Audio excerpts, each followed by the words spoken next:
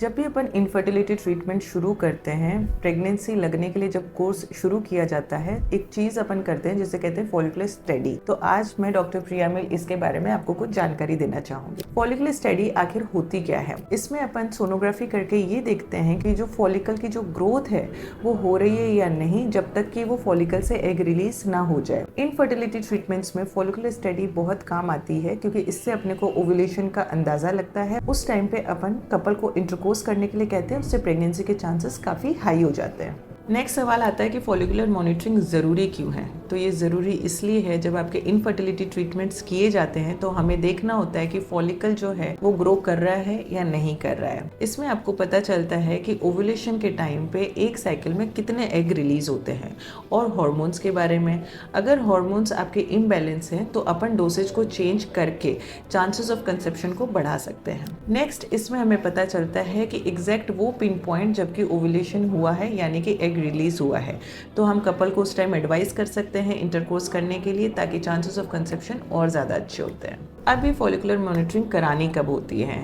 पहली बात, जब आपकी एज 35 से ज़्यादा है और आप 6 महीने से ट्राई कर रहे हैं लेकिन कंसीव नहीं हो पा रहे हैं, तो आपको अपनी फॉलिकुलर स्टडी करानी जरूरी है। दूसरा, आपकी एज 35 से कम है और आप 1 साल से ट्राई कर रहे हैं लेकिन आपको रिजल्ट्स नहीं मिल रहे हैं, तो भी आपको फॉलिकुलर ट्रैकिंग की जरूरत है। नेक्स्ट, अगर आपको पीसीओडी है तो, और ऑब्वियसली अगर आप इनफर्टिलिटी ट्रीटमेंट्स ले रहे हैं तो भी आपको ये करानी जरूरी है। ये फॉलिकुलर मॉनिटरिंग करी कैसे जाती है? सबसे पहला एक बहुत ही सिंपल और पेनलेस प्रोसीजर है जिसमें आपकी ट्रांसवेजाइनल सोनोग्राफी की जाती है। एक छोटा सा प्रोब आपकी वजाइना के थ्रू इंसर्ट करके सोनोग्राफी करके देखा जाता है कि ओवम की साइज क्या है। नेक्स्ट, इसके अंदर अपन जो फॉलिकुलर स्टडी सबसे पहले 9th डे ऑफ साइकिल पे करी जाती है, फिर अपन उसको ट्रैक करते हैं। 2 या 3 दिन बाद में फिर करी जाती है। उसमें देखा जाता है कि फॉलिकल ग्रो कर रहा है या नहीं कर रहा है। इसके साथ में ही अपन एंडोमेट्रियल लाइनिंग यानी कि गर्भाशय की अंदर की चमड़ी की थिकनेस को देखा जाता है। नेक्स्ट, इसके अंदर अपन देखते हैं कि जो ब्लड फ्लो है एंडोमेट्रियम को और फॉलिकल को, वो सही पहुंच रहा है या नहीं है। मैच्योर फॉलिकल की साइज 18 to 25 mm के बीच की होती है और एंडोमेट्रियम की साइज अगर 10 mm से ऊपर है तो चांसेस ऑफ कंसेप्शन बहुत हाई रहते हैं।